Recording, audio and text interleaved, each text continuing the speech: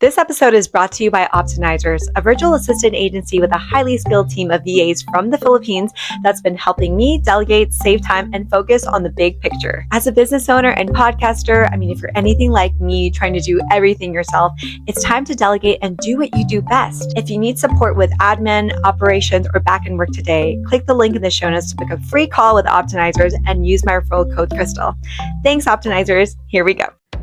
Welcome to the Filipina on the Rise podcast, where I spotlight Filipino women doing big things and making an impact. I'm Crystal Fabella, and I aim to promote Filipina excellence, empower the world through our stories, and celebrate what it means to be a Filipina.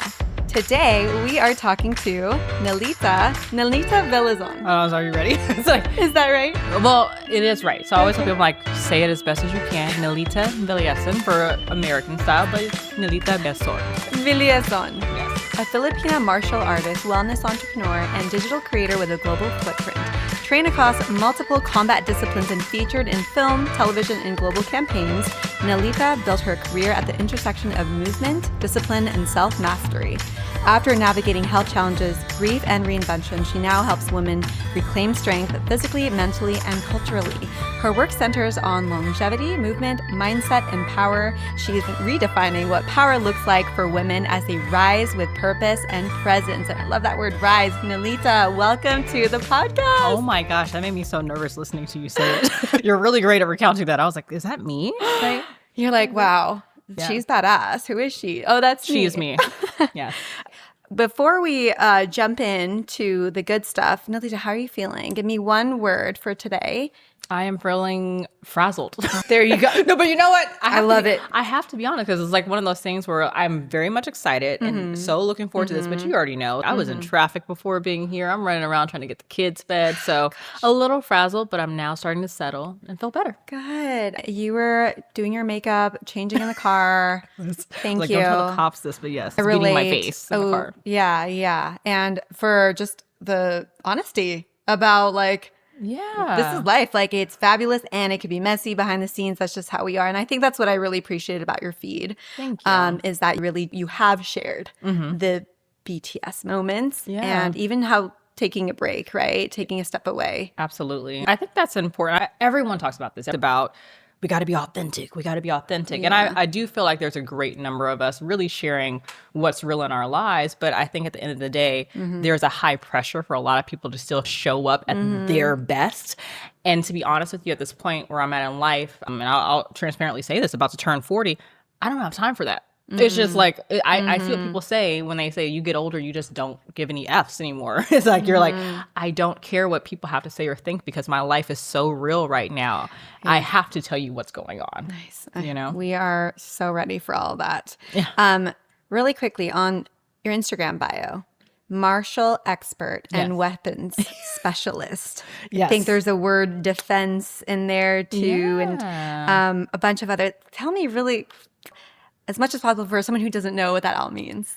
It means that I'm a human weapon and I can take care of myself. No, it's plain to say. No, you know what's interesting? We'll get into the story about that later or at some point if you like. But I basically grew up in martial arts my entire life. My dad's a world champion martial artist. He's in the Martial Arts Hall of Fame. So that was all I knew. My dad never had sons, but thankfully he blessed his daughters with this gift. So my dad and I were like this growing up. Wow. Everything he did, I did. Everything he was, I wanted to be. And my mom as well. But my dad and I shared this special bond over martial arts.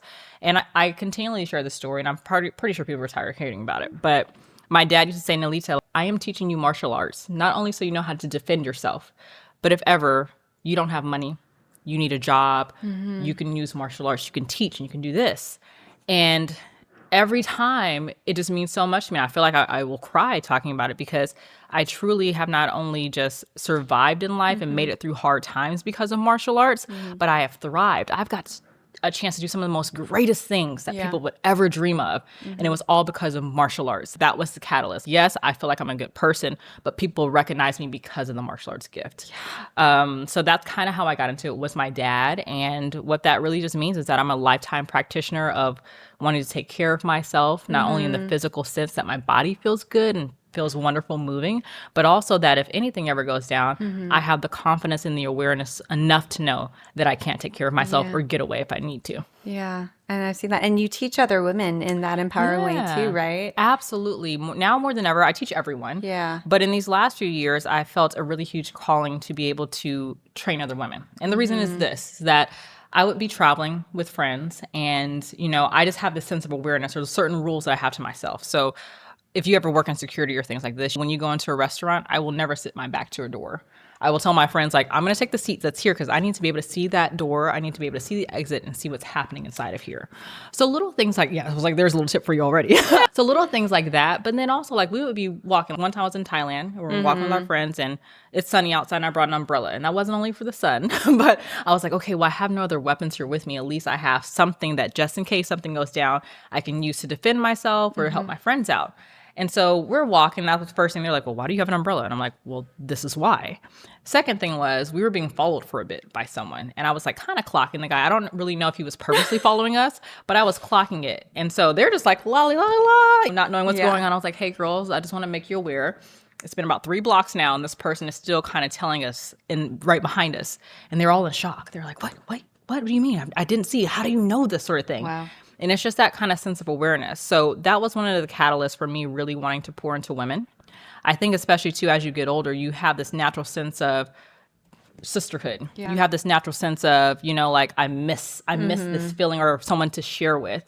And that was for me, the biggest part is like, hey, what do I have that I could share with my sisters? It's empowerment. Yeah. It's helping to make them feel strong. The same confidence that I walk around with, why can't she have this too? I want her to feel that way. Also, I don't want to be the only one that has to protect all of us. So it would help if a lot of other people knew how to be do the this. only human weapon here. I can't be the only, you know what I mean? I would be out there like, okay, if something happens, we'll just throw you in front. There's 5 of us. I can't protect all 5 of us at the same time. That's the reality of it. So that's where my calling is now.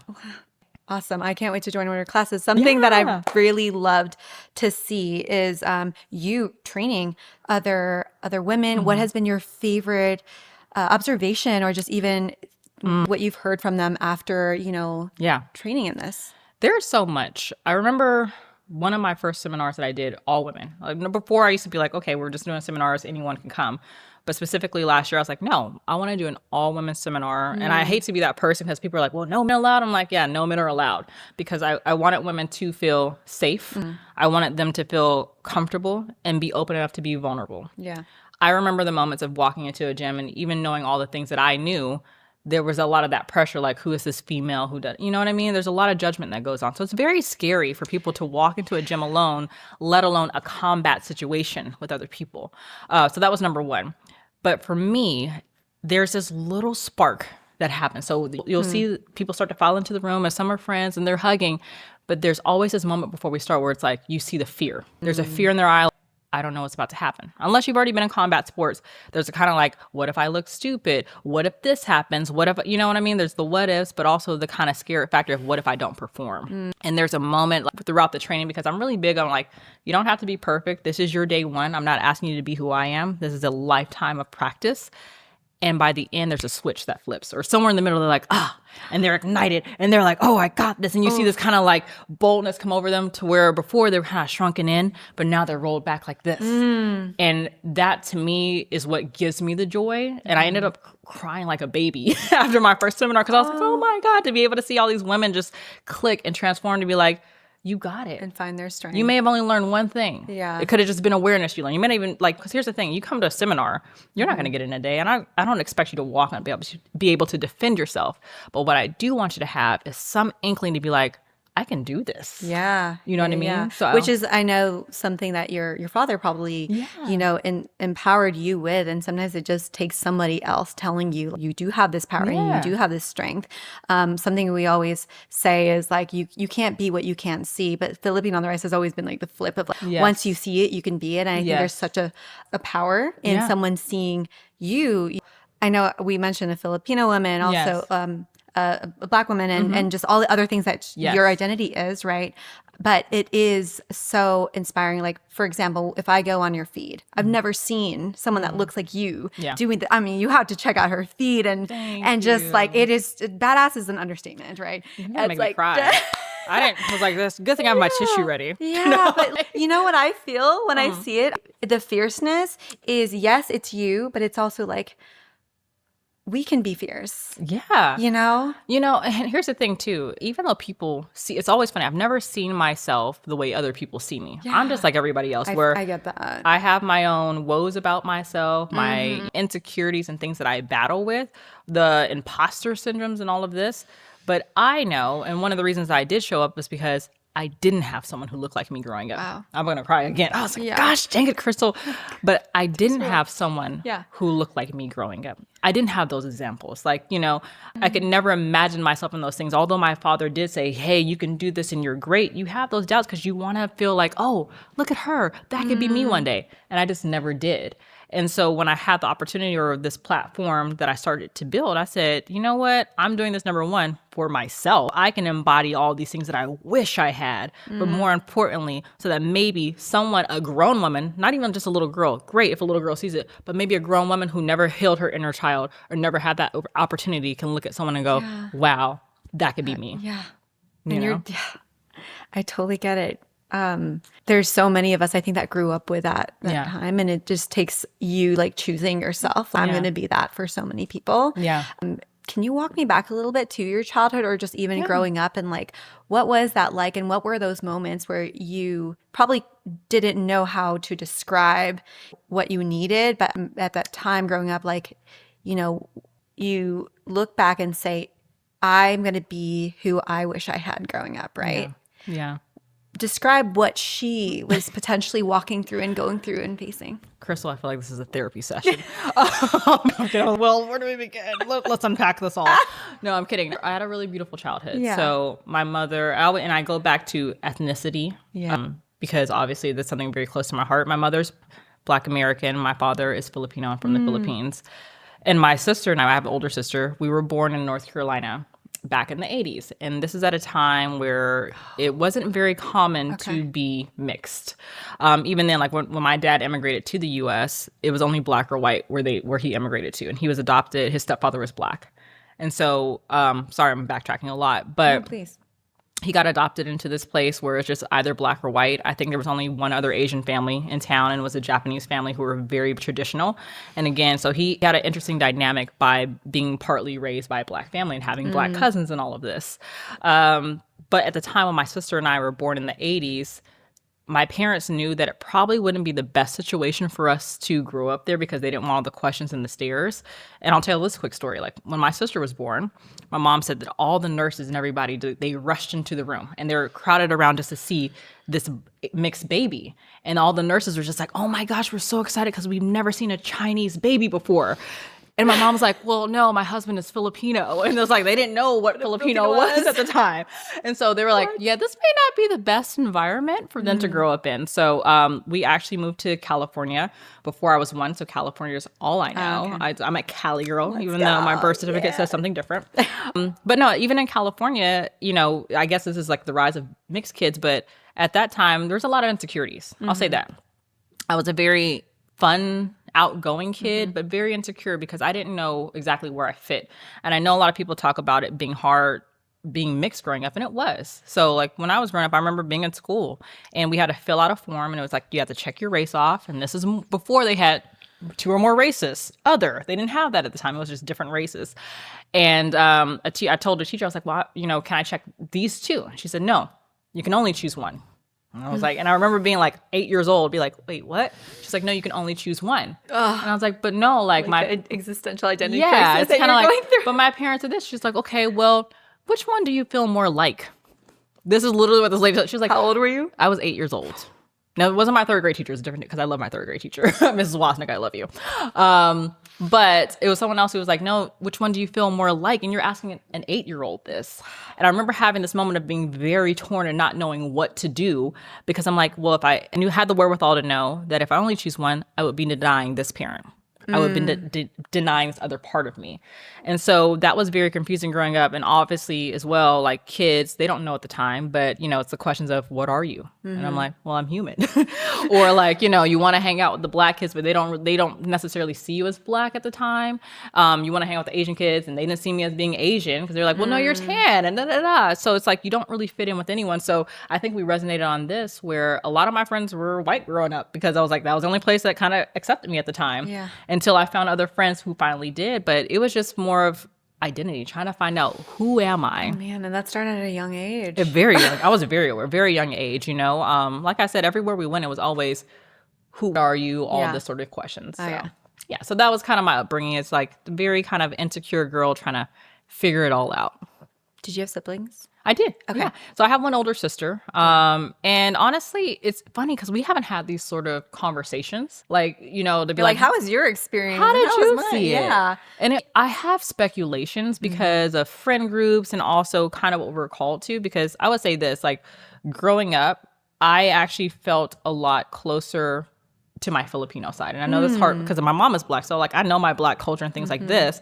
But my Filipino side, number one, I'm named after my Lola. So it's like, there you go. It was very hard for me because I'm like, okay, first of all, my name is Nelita Villezon. I was like, the first question I get is like, are you Latino? I'm like, no, I'm not Latino. I'm Filipino. So it's a history education for you. And it's like, you can't really necessarily fit into Black culture if your name's Nelita Villezon. It's like, you kind of don't fit into either. Yeah.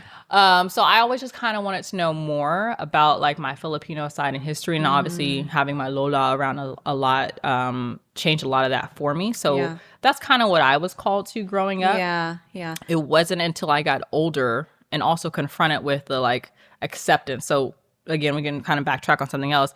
Because of the issues of not knowing who you are and colorism and all this, I was always afraid to tan. I was always afraid of these sort of things. So to be Black was almost deemed as like negative. Yeah. It was always deemed as being bad. Yeah. And it wasn't until I was older that I was like, I love my tan skin. I love this. Like, all these sort of my full lips, everything everyone talked about. Yeah. I love that all came from my Black side. So I was really determined to learn more of that side as well. Can I ask you, when did you realize that it was in? Like, I always think back like when the Kardashians came into the scene, you're like, oh, now we are appreciating these other bodies. And no, you're right. It's funny. So this is good. In a way, it kind of feels shameful where I'm like, no, yeah. I actually... Don't be ashamed. We talk about it all here. Yeah, but it's also that honesty too. I probably didn't fully, I wouldn't even say accept, I didn't fully love and thrive in my Blackness, my mixedness until my 20s. That's the crazy part, is like even through my teen years and all this sort of stuff, I didn't feel that way, but it wasn't until I remember I went to the Philippines. I first went to the Philippines when I was like 12, but later in life I went to the Philippines and my cousins were so excited to see me. Obviously I'm the American cousin, but they were like, oh my God, our cousin is here. And they're like, oh, you're tan just like us. They were just so like they were elated. So happy to see like there was another family member who was the same color as them. And for me, I was like, that made me feel so good to be like, I'm celebrated for this. Right. Where I was made to feel bad before growing up and all this. And then again, like you said, you see things on TV where it's like people are getting BBLs, people are getting lip fillers and stuff. And I'm like, these are natural, Or someone would be like, oh, where'd you get your lips done? And I was like, actually, my mother took care of this for me. So yeah, it wasn't until my 20s that actually happened for me. For sure. I mean, you're gorgeous. So thank you. There you I don't feel it today, but thank you, Crystal. Thank you. No, we all, a lot of us, I think, have related to this experience of having to come home to yourself, your own features, especially growing up. I will say, like in the Western world, I can't speak to other countries, and we do have a lot of like global listeners, but being in the Western world, that really like elevates and, I would even say in the Philippines too, certain features, Eurocentrism and just, the different, like, this is not a secret to anybody, like the light-skinnedness and stuff. And so something that we always celebrate here at our audience, Filipino Rise, is that there's not one way to be Filipino or to look it. Yeah. I remember when I made this like video when I got back from the Philippines, and I was being honest with how people would ask me like, oh, are you mixed? Are you half? Like, you must be. And then I said, no, I'm full. And they would get so excited, like, wait, you're full? I'm telling you. And like the girls would feel so like, okay, she's Yeah. full, as if, and it made me realize like there's a whole narrative, like it's not the other side too to all this, right? And you're just Right. like, whoa, there's like such a complexity Yeah. to this. Yeah. Like this, what does it mean? What's the most, ideal and celebrated version of all this? And because we're such like a, I don't know, like from different backgrounds, all Yeah. over like different features and stuff. How do you feel about just the Filipino experience? I know you're part of our community, right? I was like, I actually am. This is why I'm so excited to be on here. So before I even met you, I was already part of Filipino on the Rise. You know what I mean? So this is like a dream come true for me. Oh my God. So thank you. True. But kind of like you said, like, how do I feel with my experience? And I want to kind of go back to what you said, because this is one thing that I have observed. I lived overseas for 5 years. Really? Where? I lived in Dubai. I lived in Dubai for about 5 years. Huge Filipino community out there. But I traveled this world as much as I could. I still got a lot to do, but like over 50 countries. And so colorism is real. We all know this, we all know that colonialism has shaped our minds and how we think. So like I said, I have felt that for myself, but even going to other places. That's why you look at Latin television and you see the fair skin, the blue eyes, the green eyes, and nothing wrong with that. Absolutely beautiful. Yeah. But like you said, representation matters. And to be honest with you, another subject kind of going into this is that, like, I was looking at a post yesterday and it was showing all the Filipino beauty queens. And I decided, I love to go to the comments. So I went to the comments, like, let me go look at the comments and see what they have to say. And it was spot on because everyone was like, well, where's the full Filipinas that, because everyone's mixed here with half white, you know what I mean? And again, no shade to it. But, until Chelsea Manalo, that even when she came around, I was like, oh my God, there's finally a It's our Filipino. time. Yeah, you know what I mean? Yeah. So for me, as my Filipina experience, it was tough. Yeah. It was tough growing up. I have gone from every facet, from using glutathione, the bellow soaps, everything. I would try to stay out of the sun as much as I could. I would wear sweaters when I was younger, playing tennis for my school and everything, because it was ingrained in me. And again, unfortunately, there's a lot of ignorance within all of our different communities. But I had own family members or friends who would constantly be like, oh, you're getting too dark. Really? Stay out of the sun. Oh, I love your nose because you have the Spanish nose. You have the Spanish nose. It's so pretty. And I'm like, why can't it be anything else? Or like, they would hug and try to feel my hair and see what my hair felt like. So it was really tough. I had a lot of identity things of like, I wanted the bone straight hair. I wanted the fair skin and things like this.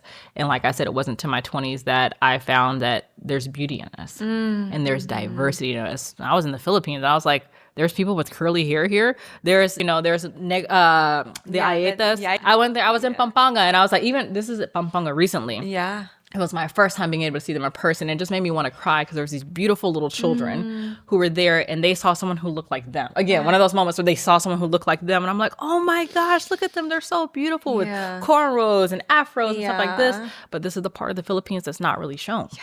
You know what I mean? Yeah. And we come in all shapes, colors, sizes, all this sort of thing. There's no one fit to being Filipino. Let's take a quick break to talk about the partners helping us make this podcast happen, Optimizers, a talent agency that connects businesses with highly skilled Filipino remote professionals who help entrepreneurs delegate smarter, reclaim time, and keep focus on what truly drives growth. I'm personally working with them. I've been so impressed with who I'm working with, so I can attest to them. As an entrepreneur, podcaster, and multi-business owner, if you're anything like me, you've probably tried to do everything yourself until you realize real progress doesn't come from doing more. It comes from building the right partnerships. Optimizers matches you with remote talent who are carefully vetted, continuously trained, and aligned with your goals, so you get proactive contributors who elevate your business operations and help you scale with confidence. If you're like, I want this, I'm going to put you on a complimentary call. Whether you're launching a new project or need support to keep your momentum, click the link in the show notes to book a free call with Optimizers and use my referral code Crystal to get started. Thanks, Optimizers. Okay, back to the episode. No, I've been thinking about how we sometimes have the celebrated person, right? Like, oh, like we have this person now looks this way, and we celebrate and applaud it. And then it sometimes feels like things go back into place and motion. And I wonder, like, are we making progress in those areas, or is it still being led and we just have like small wins of representation? But like, I have to believe that when I think of progress, I think of like institutional change. I think of like media telling our stories correctly. This is why we have this, because we have to like own our own stories and promote it. I'm just curious, like what does progress like look for, like in terms of being someone who I'm sure gets to be on the forefront and speak and like represent so many different cultures? Like, do you feel like we have made a lot of changes in the recent years? Yeah, absolutely. I agree with you on this, that this could be a long conversation. Yeah. I feel like we have made a lot of change, because if I look back again from little girl Nelita to now look and see that there's television shows where they're speaking full Tagalog on the television show, I'm like, oh my gosh, like who would have thought that there'd be starring roles for people like this? Another facet when we talk about social media, I am so proud of this younger generation. Yes. Okay, because I've hit the tita age now. I'm at the tita age. Don't sleep on Gen Z. Right.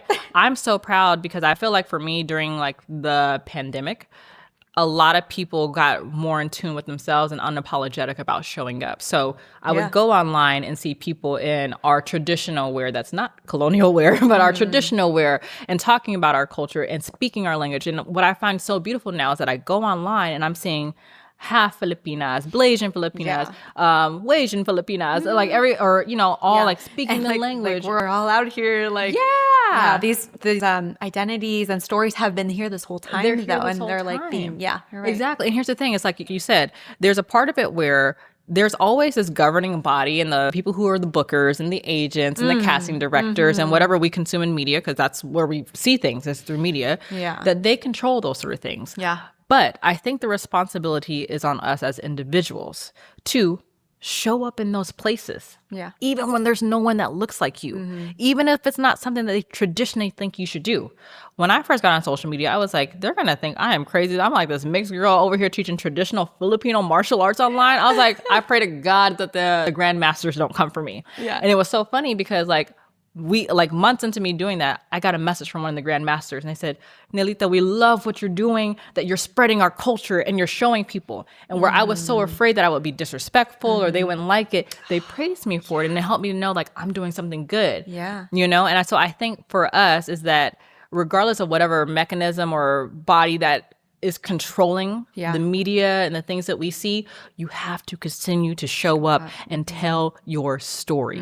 I always say, be a good person. Don't be cruel about the things. You don't down anybody else for it, but be who you are. So if the same thing for me, if I want to wear our traditional fabrics and things like this, and I think I told you this when I first met you, I love to disturb people's realities. It's my favorite thing to do. I love to show up in a place wearing a traditional, like Filipino fabric or just a shirt that says Philippines or Filipina, and people be like, are you Filipino? Yes, I am. No questions asked. Just keep walking. You have no other questions to ask me. You don't look good. I didn't ask you to tell me what I look like. I've actually told someone that before. So there's a lot of things that go into it, but I do believe that we've made tremendous progress, but we have to keep the needle moving forward. But that's only by us showing up unapologetically as who we are. So good. I totally agree. I feel like even in this day and age when we are celebrating like diversity and characters in different roles now and stuff, I can also think about like, what do those spaces look like? Like maybe it is online, maybe it could be like other places. And I know that you've kind of like taken a break also. And you're doing things in real life and other areas. You're exploring different paths. And what does it look like then for someone who has been online and social media presence and stuff to have impact in proximity to where you are, or just like in other ways, like exploring different ways that you can own your identity and your story and share that? Absolutely. I appreciate you talking about this, because I think this is a part where a lot of people are faced with, but not sure how to come to terms with it or talk about it. Yes, I had a good presence online, and I still do. Thank you. And it's funny because I sometimes don't see the impact that I make. I get it. I don't always know that. So when, that's so wild. You know what I mean? So it's like, I literally mean this when I say I'm just like you.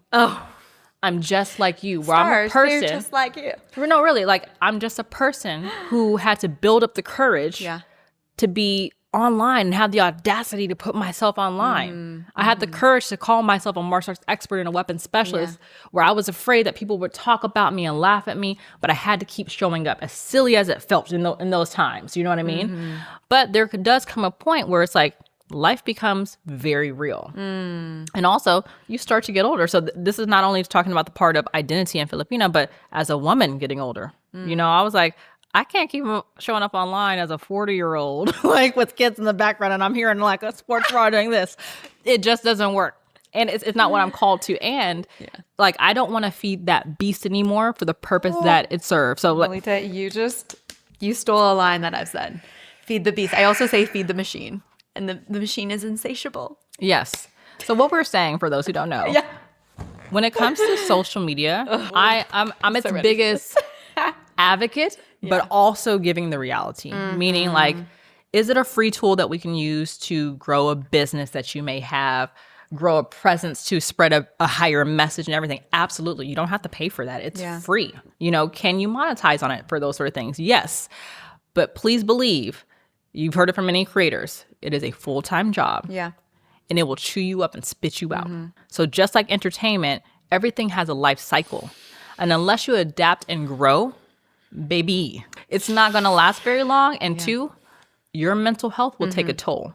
So although I wasn't doing anything that was crazy and not myself or against my morals or values, I felt as if at a certain time, it's like, if you don't get online and kick or do a combo in your living room, you're going to lose a following. Oh, look, this person now popping up and doing this too. So you got to do this and da-da-da-da. And it's all these things that come up. And I was just like, no, this is not what I started this for. This doesn't feel good to have to do this all the time. This doesn't feel good. You know what I mean? It didn't. Yep. And sorry. And I'm that type of person. If it doesn't feel good, I don't want to do it. I don't care how good the money is. I don't care if it doesn't feel good. I don't want to do it anymore. Yeah. But it honestly takes a while to really check in with yourself like that, right? Like, this doesn't feel good, but sometimes we just keep doing it because the gains, and it's worked for us for a long time. You know? Keep doing it, and also kind of the unspoken pressure. Meaning, if I was like telling my friends like, hey, you know, I'm taking a quits, I'm going to get off social media. But why? You have such a big following. But why? Like you, like even with entertainment, when I decided to quit acting and everything. But why? You could be famous and you can be a star. It's all these things, and it's like, oh man, you know what? Maybe they're right. I did work on this big following. I did work on this. Like, I could do all those things, and I was like, it's expectations of other people, or even what you think that you want. And it's like, if it does work out, beautiful. Yeah. But I'm the type of person where it's like, I rather give something my all and try. But the minute it starts taking away from me, I got to take a step back. Yeah. But for me, I have no regrets about walking away from acting or even social media at the time. Let's go. You know what I mean? Because it's like, only thing I can ask myself is, did you give it your all? Oh, you did. Great. You tried your best at it. Will it always work out that way? No. So if it does, wonderful. But it's something bigger for me. And then secondly, it was like, what is the point of showing up online if I'm not affecting anyone? Yeah. That's cute. You're in a cute house that may or may not be yours. That's cute. You're in this nice car that may or may not be yours, that you're just posing in front of, or this routine that you're doing. And again, some people keep that up. Some people it's real. Other people, I promise you, 9 times out of 10 with creators, the life that you see online is not their life that you see every day. Oof. I know it because I know these people. I know some people. It's not the life that you see every day. So for me, I'm like, okay, great. You're like, especially like people were going through a lot during the pandemic. You're struggling with mental health. You're struggling with finance and stuff like this. But I'm going to show up online and be like, hi guys, I'm here today to show you. I can't do that. It's disingenuous to myself, but it's also disingenuous to you. And again, I don't care if I have 200 followers. If there's one person who goes, wow, thank you. My little girl today was so excited because she saw your video. That's what matters to me. Am I making impact? If I don't make impact, it doesn't matter to me. So that's kind of like my decision. I was like, sorry, I got deep in that. But that's kind of my decision. For sure. To be like, I'm done with and this. I think it's so important to hear that. First of all, it started off as was all good. We share. We get to see each other. We get to tell our stories when no one else will, right? That's how we started. We grew on Instagram. So I will always be appreciative of this platform, but things have changed. Oh man. Everything has changed. And I know where you're going with this, but yes. Right. And everything. And it's requiring, I used to use this analogy about like, you have to do the dance now. Yeah. and you have to play by the rules, and the rules have you kind of like twist and and you're like, and all of a sudden you find yourself like, wait, this isn't what I signed up for. And like now I have to, every day the rules change. And I found myself, I remember 2 years ago going through my own like mental health crises, and I couldn't describe it. I have this like prediction in like 20 years that there's going to be studies on content creators. Oh yeah. No, for sure. And like what, the psychological and physical effects and stuff, but I call it content brain. She take notes. And content brain, oh my gosh, it's a different way that you process your reality and yourself, because now you're seeing your surroundings and yourself as something to be repurposed. And it being, I'm letting you cook. I'm letting her cook right now. And then you envision what's going to happen, and that the trippy thing is that it's all good. It's all good. I'm going to put a good thing out there, and I'm going to get good back. People are going to say, I love you, and I see what you're doing. So then you're going to, the self-reinforcing cycle. So content brain has you see this world and yourself as something to be contentized. I'm going to piggyback off that, because that was like she cooked right now. And I say this because even now, up into these recent days, there's more self-discovery in that. Okay. I credit my man a lot for opening my eyes to like the reality of that, because at the time where I internally was struggling with like, should I still do this? I don't know. I built this such good following. And he was like, look, he was like, what are you on here for? Is it for business? Is it for this and that? He's like, if it's for business, then let's run it like a business and do it strategically. Like, yes, you still give into what you're doing, but other than that, it's like, he was like, why are you always taking videos of this, and this? And it wasn't a judgment thing, because at first it could feel like judgment, like, well, this is my life, and I am inspiring people, and it helps them share. Yes. But when I chose to walk away, two things happened. Like, one, I felt so much incredibly. I was like, a weight was lifted off my shoulders. And I literally like deactivated my account. I had one other like ghost account that I would get on, only because I was like, all right, let me just like look at other stuff I never looked at before. So I opened that account, and where before on my personal account, I was bombarded with everyone being sexy and wearing it's Christmas and you're in lingerie in front of a Christmas tree. I don't know who this is for. And I don't want to be judgmental because I get it. Like I've been in my living room with the sports bra on doing martial arts, but what I'm saying is like, it was like a reality check for me as a grown woman, where I was like, why is everyone half naked in front of a Christmas tree for Christmas? I'm so confused right now. But when I went on to the other account, it was art. And it was just positive things and good things and stuff that wasn't coming across my feed. So one, that was a reality check to be like, what is this brainwashing kind of feed that comes on that impresses your brain for you to be like, I got to keep up. I got to do this. Yeah. And it becomes the lens in which you see your world in reality, which is so... Absolutely. It was a detox that happened for me. So I was like, oh my gosh. Like that was when the reality set in, where it was like, we are literally brainwashed every day and we don't even realize it. That was one. Number two was, even up until recent times, I have a lot of hard drives because I film a lot. Like over the years, I have filmed, I think on my phone right now, I have like 30,000 videos, literally. And I haven't even sorted it. But I have all these hard drives. And so I decided just to start going through them because I'm like, I want to organize it one day. Like, what do I have all these hard drives for? And like, I never see the pictures. I don't know where they go than this. And girl, let me tell you, I literally was going through this and I was like, why do I have 30 photos of myself in this one outfit? And I was like, it never got posted online or anything, but I was like, it's not a bad thing. And again, I'm not demifying it, but I was like, why did I take 30 photos of myself to try to get the right angle that I never even put up online?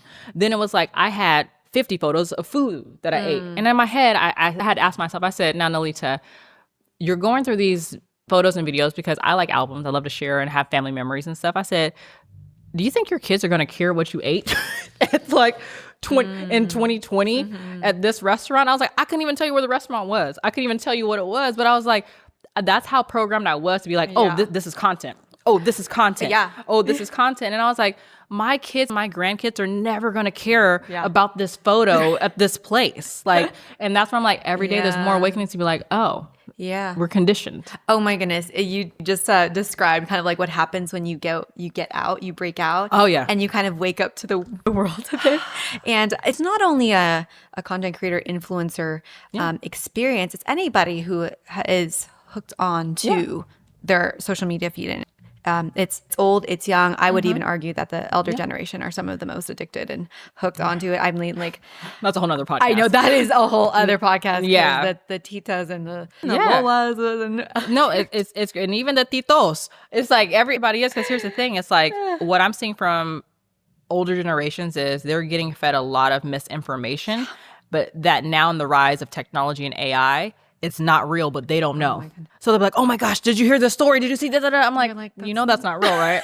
You know this is AI generated. They're like, no, it has to be real because I'm like, or I'm like, they get a small soundbite of something.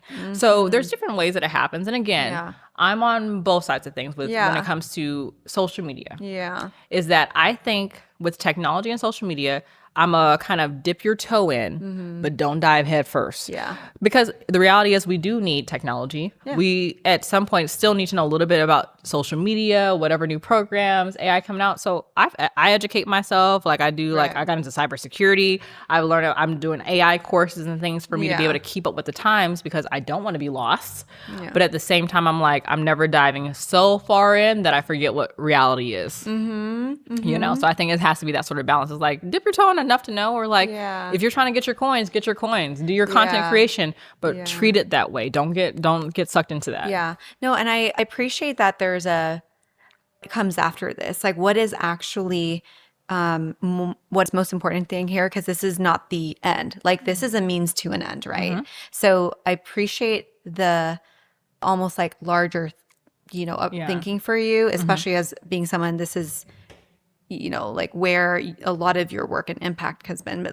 But what else is the point of all of this? And I even think about like our brand and platform is my intention is to get people to see it and to know how to get to community right away. And like I want you to feel connected. But now it's really evolved in which like I don't want to feed into the endless scroll anymore or the endless watching. Can I get a woman in and she almost like immediately feels empowered within herself to find her sisterhood? I'm going to share a story on that, but okay, yeah. So I think I've told you this, and I'll share it with the listeners, is that one, I want to give you your flowers. Oh. Your impact is so real. And I say this because I have been following, I'm a part of a few, a couple of buy-in groups and things that celebrate being Filipino. And I love them all. And yours is the one that spoke to me. But what I really loved about yours was that when you opened the invitation first to be like, hey, now we're having community meetups, I got so excited. And I was like, great. So I found a chapter that I wanted to be a part of. And life happens. I wasn't able to make any meetings. Like I'm in the WhatsApp group, but I could never, every time something came up, it was like a kid's soccer practice. It was something that life. Yeah. But I felt so involved. I still felt very present and so welcomed, even in the WhatsApp group. It made me feel good. And like I said, I grew up around predominantly men, training in martial arts schools and this and that. So I never really had, like, I have my best friend and one or two friends. That's it. Yeah. I know a lot of people, but not a lot of people are my friends. And I found that as I got older, I was yearning for sisterhood. I was yearning for more female connection and just genuinely like, let me get out the house. Let me figure out something else rather than just being here and everything has to be content. And so recently, it was only recently that I actually went in person. And I promise you again, these ladies have been meeting up since May of last year. So this is my first meeting just like last week. You're like, what do I walk into? Exactly. Yeah. And again, already I disturb people's reality because it's like, who is this like 5'9"? Like, I don't really know what she is person. Who is this fine? Well, thank you. But still, it's like, that's the first thing. It's like, they're going to look at me like, who is this crazy lady walking in? I got a P9 hat on, all this sort of thing. But literally everyone was like, hi, how are you? And I got all these big hugs and like I literally wanted shout out Long Beach. No, really, Kay and the crew is doing their thing in Long Beach. Like all the chapters are great. Yeah, but I'm a Long Beach girly. But no, it was just so beautiful because I felt like I was amongst family, and it was just really beautiful to be able to like, for no reason at all, just get together with people. Yeah. And just to share and have community. And us as Filipinas, it's like they had the spread out there. They had all sorts of food and stuff. And I was like, I love this like gathering. And we all got to talk. And it's like you learn so much just from people that you probably would have never had a connection with. Not only just because we're Filipina, but like age, where you grew up, all these things are different. So I just, again, want to say that your impact is so real. And I'm really happy to be sitting here with you. But if you are listening and you follow, get to a community, because I promise you it's so much better. I promise you it's so much better than, like, online is great, but in person it's so much better. Yeah. Thank you. Wow. Yeah. I mean, I receive. I'm trying to do that more. Yes.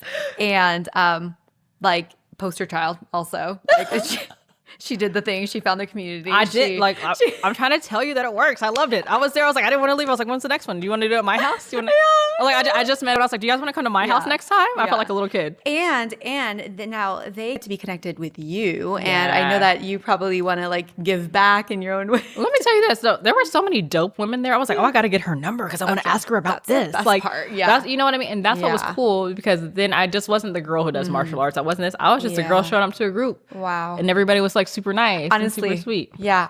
It's so interesting. I find out, like, I visited that chapter recently, and the person I was talking to was a lead, Riza. I found out later, I'm like, wait, you styled who on the red carpet?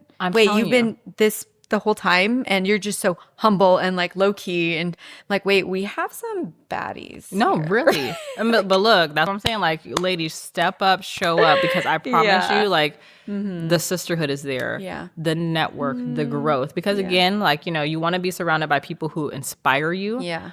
People who help you grow. And I promise you, there's a little bit of that everywhere. Like, there's to even share from the group. And I was only there one night. Oh, so imagine, like, that's one meeting. Oh man, I have like little chills over here, because I'll share with you, and I haven't really talked about this much, but when I stepped away, I was fully ready to leave social media. Yeah, and everything, because it was just a point where like it's too much. Yeah. So I had to just walk away, and I did take that break. But I remember even walking around, the things that I felt like it kept calling to me was just the different women, the comments and the messages I met about like, I need to like my community. Do you know where I can go? Do you know where I can go? And I felt like I had prayed, and I felt like God was saying, people need to find each other. Mm-hmm. People just need to find each other. Just create ways for them to find each other.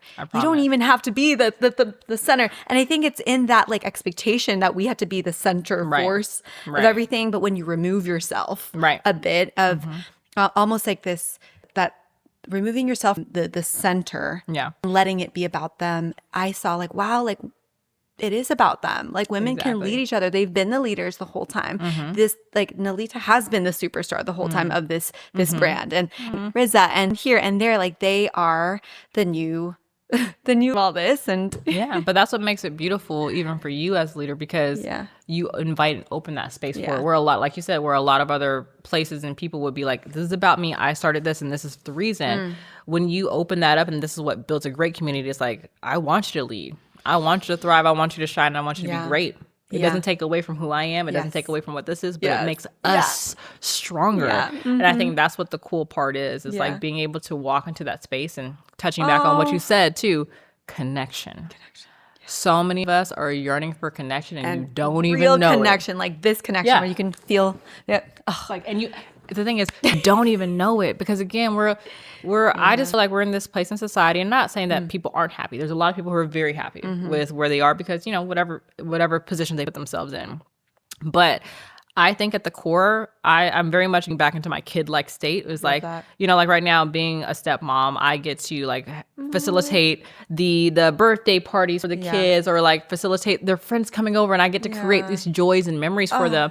And I would be sitting there, I'm like, dang, I miss this. I remember being able like to show up and like have my friends over. And I'm always that way. Like I throw birthday parties where it's themed birthday parties for myself at my house. I want to do water balloon fights, but it's, I know I'm on a tangent, but it's nice to be able to just show up to a place again and just like be with people without an agenda, without trying to be showy, like, hi, I'm here, and how many followers do you have? How did it? And again, not that it's all about social media, but they're not asking me about like my income. They're not asking me about like, what do I do for a living or stuff. Like if you decide to share, cool, but it was more of like, hey, let's get together because we don't have any other Filipino friends. Like that's really what, like I came here to make friends. Literally. Yes. Make friends. It's so funny because my whole intention and goal this year is to get from to turn person to friends.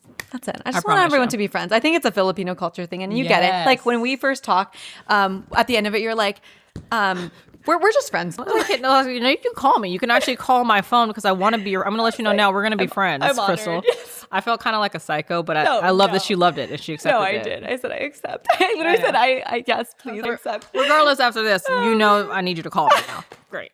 Okay, speaking of childlikeness, I have a little treat for you. Ooh. This morning, I think it was fate. I'm going to show it to you and get your reaction. And Okay. you have to tell the listeners what it means. Okay. I walked in. Now I'm scared. I walked into a coffee shop and I picked up my coffee and the little had treats in it. So you can open it. Okay. First of all, she's cute. Okay. Let's Pull it see. out. Okay. Yeah. I don't know which camera to show it to you. I can't even see it yet, but let me see. Oh, I love it. It's like, can you guys see it? It says Delulu. Delulu. Because you know what? Do you want to talk about the conversation? Yeah, let's okay. talk about it. First, let me read this. Oh, that's the thing. Oh, okay. We're not reading this on camera. But what we're gonna read off of this is Delulu. So it's interesting because we're talking. I don't know how deep you want to dive, but basically she was like asking me about the word of like for looking forward. How do I feel? Yeah, the word of the year. And I actually shared this in the Filipina meetup for the Filipino on the Rise, and I said for 2026 I'm in a place of why not. Why not? And what I mean by that is I think I'm being faced with a lot of, what's the word for it? A lot of questioning of life for myself, meaning it's a milestone to now make it to 40. I don't feel like whatever 40 is supposed to be, I don't feel like it. I don't feel like I look like it. But you're like, you're taking account of your life. You know what I mean? But you take account of your life. I think kind of like when people like hit their 30s, they're like, what am I doing with my life? What am I, you know? So I kind of had the same thing happen, but also being like, great, this feels like a milestone. Let's look back on the past 20 years that you've been an adult per se. And like, what have you done and what have you learned? Yeah. So that the next 20 years, what do you want for these next 20? What do I want for my next 10? Because like the past 20 has been great. But I'm like, okay, but how do you move forward? Because I know people who are in their 60s, 70s, and life is not always enjoyable for them, or they have so many mental blocks and limitations. So in a physical sense, they're like, oh, I'm old and this and that. And I know that you can't always help some of the elements that come to you.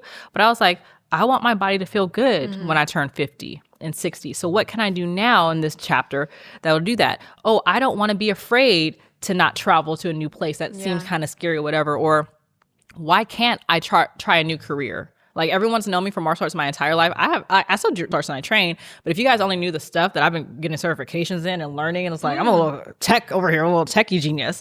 But it's like, why can't I do that at this point in time? Like and this is like, I won't put all the news out there, but there are certain things that I'm trying to do like with the Philippines. Like I finished like my dual citizenship. Yay. I'll share that later about it. So, you know, have my full citizenship there. But I was like, my dream was to go to the Olympics growing up. What? It was always to go to the Olympics growing up. And for what? For like fighting. So I was like an Olympic Taekwondo fighter. I fought in the US Open, Junior Olympics.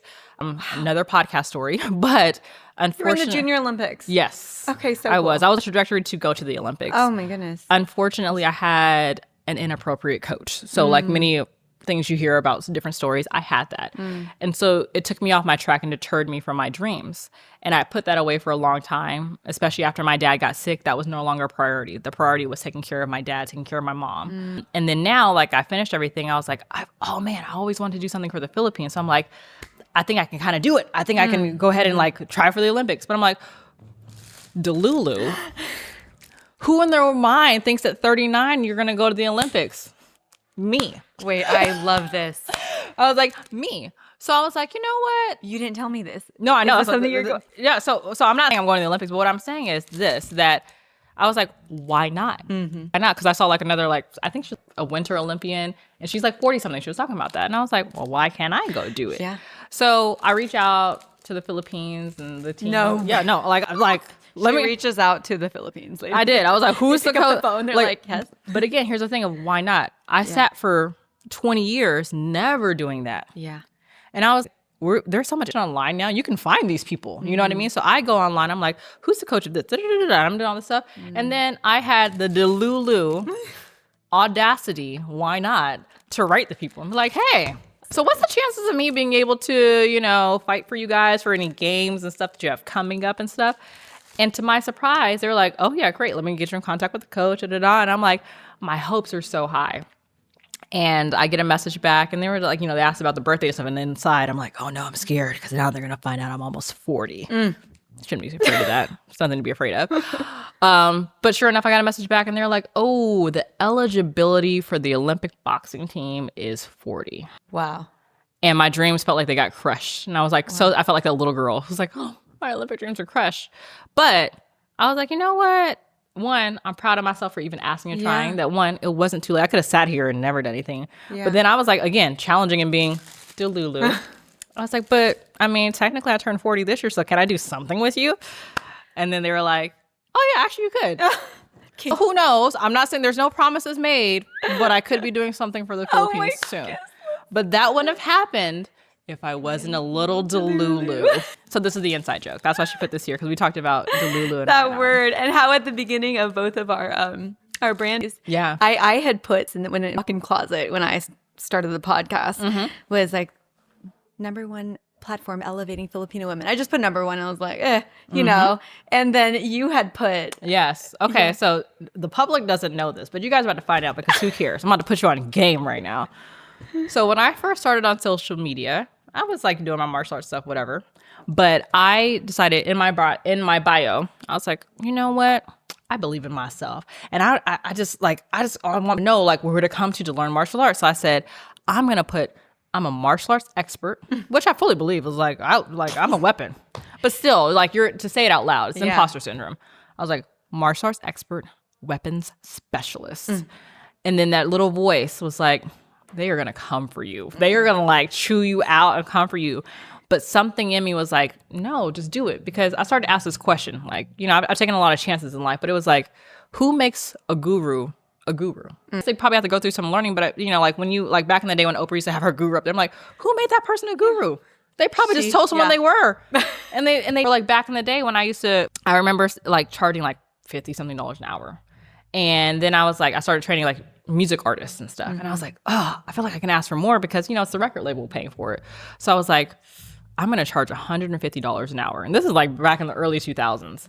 And I was like, she knew her worth back then. I mean, I didn't. I took I'll be honest. I didn't know my worth at all. But I was like, I know I can because like the doctors, I have put in a lifetime of work. There you go. So I was like, if a doctor can charge this much for my specialty, I've put in a lifetime of work. Because here's the difference. It's like, I want you to be Delulu, but be good on your stuff. Like, be great at what you do. That's true. And so I back it up. No, exactly. You got to be able to back up what you say. And so I remember saying like, okay, if I go to someone and be like, hey, I charge like $150 and I do martial arts, no one's ever going to believe me. Or they're going to have doubts, be like, you do? I'm like, she doesn't seem very confident. So I said, I have to change the way I talk. I have to change how I present myself. If I want to be a person who earns $150 an hour, I got to be like, yeah, my rate's $150 an hour for this. That's real. And I promise you, I did that and they're like, here's the check. And I was like, So back to martial arts expert. Put this in my bio. Sure enough, everyone's like, who do you think you are? Look at this chick calling, and mainly it was men. But they were like, look at this chick. Who does she think she is? Da, da, da. And at first I was really offended and hurt by a lot of stuff. But then I was like, I can't look at this. Like, don't even feed back and forth. Yeah. Honestly, I got to the point where I was like, block. How many people blocked? And so I did that. But months later, I get hit up by like a news station. They're like, hey, we would like to interview you. We saw that you're a martial arts expert and a weapons specialist. And we have this thing coming up. And I was like, I'm like on the other end of the phone, like, and I'm like, oh my gosh. I was like, yeah, I could do that. I am. But I started laughing to myself because I'm like, I'm getting the chance to do this only because I believed in myself enough to put it in there and didn't care what people had to say because I knew I could back it up. And then slowly but surely, like it just kept going where things happened to me. I filmed shows and all this, and people now know me as that. It's like, oh, you're the martial arts expert, you know, whatever. But I called myself that. Yes. I had to be Delulu and envision what that was so that one day that I would become that. And develop yourself in it. I mean, you touched on something so important that it has to going together, right? You claim it, you identify who you are, right? And you really like cast it out there and you develop yourself. Right. And you grow in strength and confidence in your voice and stuff. Right. And I feel like that, as you said, you have to be able to speak from that place because people can tell, honestly. Right. Something I've been talking about recently is people will only believe about you as much as you believe yourself to be. And I mean, there's such power in that. It's Yeah. like once you really lock in and believe it for yourself, like it's the energy does some work. No, it's true, because here's the thing. Like, I'm a people person in general. Yeah. I'm a big personality. I'm a little bit of both. I'm an introvert, but I also have a big personality when that time comes. And I've often tell people this. A lot of the opportunities that have come into my life, yes, they are off of the hard work that I've done on my merit, but that foot didn't get into the door unless I opened my mouth and spoke to someone about it. Let me clarify that, because I know sound clips can be a certain type of way. But unless I actually told someone, hey, this is what I do. Like all my friends, I said, when you go to someone, tell them what you do. And not in a way to be like, yeah, I do this and I make this much money, but tell them more about yourself, so then the next time something comes up where they're like, hey, we're looking for this, and you happen to fit that, they know closed mouths don't get fed. They did. But especially a kind of like, you're going to, again, if I'm paying money to someone and I'm looking at two different candidates, and the one candidate's like, hey, yeah, I think I could possibly do that for you. You know, it sounds pretty good. But this person's like, oh, no, I could totally do that. Let me show you, da-da-da-da. And telling you all these things, like, it's a hit or miss. Like, they could be lying. But if they're coming with that confidence, I'm more likely to go with the person who has the confidence that believes in that, rather than the person who's like, kind of, what if? You know? So true. So it goes hand in hand, like you said, where I'm a big believer in manifestation, all this sort of stuff. But manifestation has to be met with intent. There you go. And it has to be met with work, the hard work.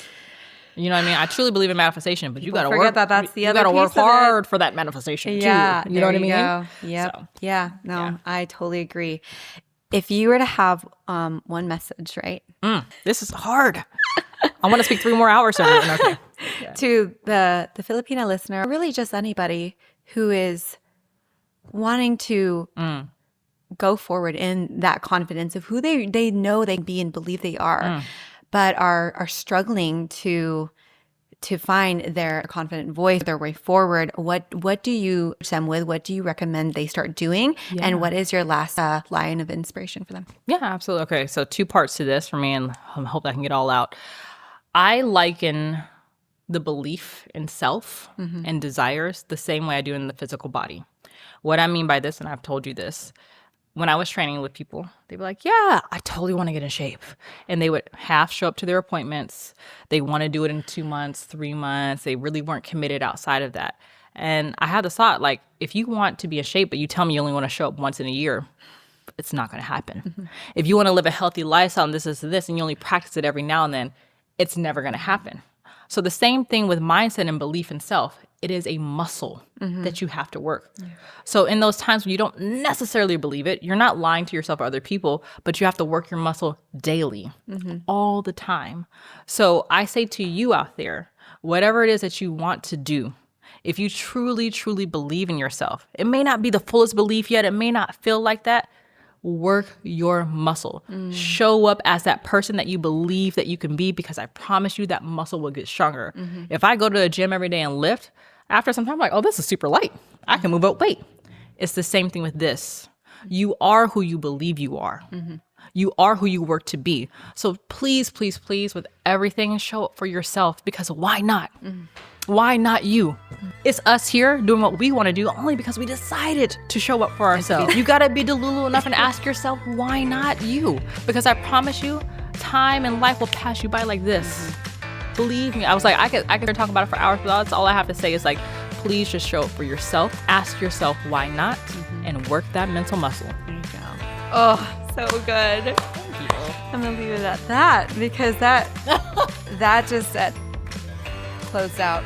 I want to be able to drop this mic, but it's attached. Okay. Beautifully, Nelita. And I just want to say thank you for not just being on here, but being part of this movement of advancing Filipina excellence. You do embody that. You inspire so many of us in the work that you do in helping women feel strong and fierce, and just being able to ask yourself the rest of this year, like, why not, and why not me? Why not that? Why not that dream? Why not go to the Olympics? And you know, like, I have a lot of why nots this year. I'm just saying that's one of them. Yeah. But no, I appreciate that. And it's like, this has been a beautiful community to be a part of, and a sisterhood. And I will echo this one more time. I love that people are online and following and watching the podcast and listening to it, but you better show up in person, because you're missing out. That's all I want to say. There you go. You heard it from her. Maybe we'll get to meet her. All right. Thank you so much, Nelita. This was such a really fun and important, powerful conversation with you. Thank you. Anyways, bye. Yay. Bye, guys. Thank you.